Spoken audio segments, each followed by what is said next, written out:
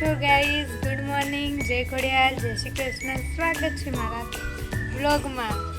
તો ગાઈઝ કહેજો હું કડીથી છું. તમારામાંથી કોણ કોણ કડીથી છે કોમેન્ટ કરી દેજો, અને આજુબાજુથી હોય તો બી કોમેન્ટ કરી દેજો. Okay, hello guys.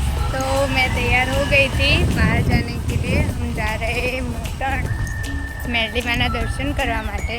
तो आओ તમને લઈ જાઉં દર્શન કરવા માટે. તો આ લોકો પણ અમારી સાથે આવ્યા હતા મોટન જવા માટે. તમે જોઈ શકો છો. તો ગાઈસ તમે જોઈ રહ્યા હતા ફરવા. આજે તો બચ્ચા પાર્ટીના લાઈટ બાજવે અમારા નહીં હો. અમે બેબી સિટિંગ કરી રહ્યા હતા થોડા દિવસ માટે.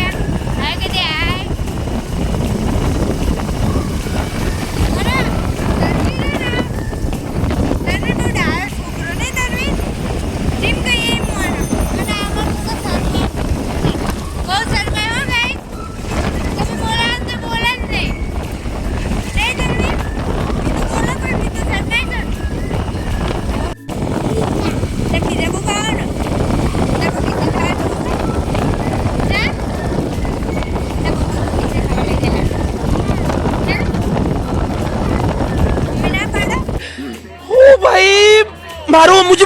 तो गाइस હવે મારી વારી આવી ગઈ હતી બાઈક ચલાવવામાં. તો જોઈએ તો હું કેવું ચલાવું છું બાઈક. તો ગાઈસ અમે અમાર બેબી સિટિંગ પાકું આપી દીધું. હવે આપનો વારો આવ્યો બેબી સિટિંગ. તમારે કોઈ કેવું છે બેબી સિટિંગ વિશે? કે ના? જો અમને જવાબ આવી છે એમની વગર કોમનો ના. સરના બાકી અમારા ગ્રુપમાં બહુ જોરદાર ટેલેન્ટેડ માણસો ભર્યા. જેમ કે એક આ અને પાછળ આવો ને એરા 3 જોયા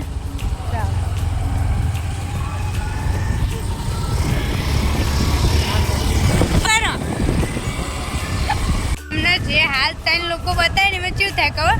આગળ પાસે બે હાથી બી આવ્યા, વચ્ચે વાળા બીજા દબાઈ દે છે. જો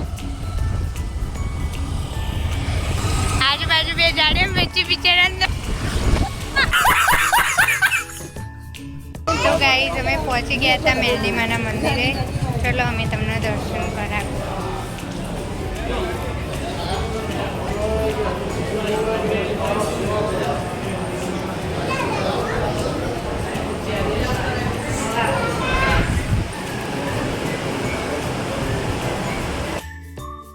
તો ગાઈઝ અમે નીકળી ગયા હતા મેરલી માના દર્શન કરીને ઘરે જવા માટે. આ માણસને કોઈ બોલતા જ નહીં ને અમને હા ને સમાજની બહાર કરી દેવા જેવા, બાકાત કરી દેવા જેવા. શું લાગે તમને?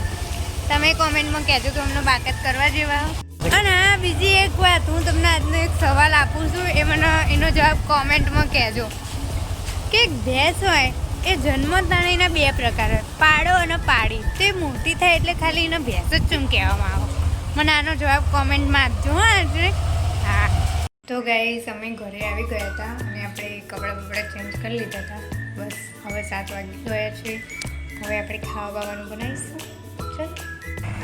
તો ગાઈઝ આજનો વિડીયો અહીંયા જ ખતમ થાય છે. તમને ગમે હોય તો લાઈક, શેર, સબસ્ક્રાઈબ કરી દેજો અને વધુને વધુ શેર પણ કરી દેજો. કમેન્ટે કરી દેજો. જય શ્રી કૃષ્ણ, જય ખોડિયાર.